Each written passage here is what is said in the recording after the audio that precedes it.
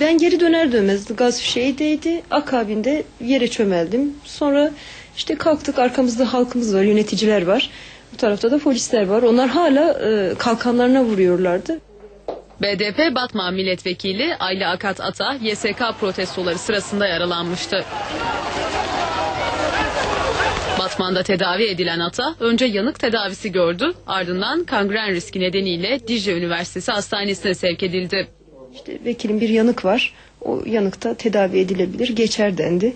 Ama şimdi bu yanığın bir kimyasal yanık olduğu ve açığa çıkaracağı sonuçların farklı olabileceğini biz Diyarbakır'da Dicle Üniversitesi Yanık Hastanesi'nde gören doktorumuzdan öğrendik.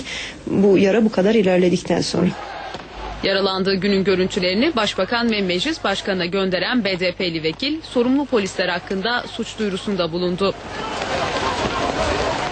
Ayla Akat Ata'nın tedavisi şimdi evinde sürüyor.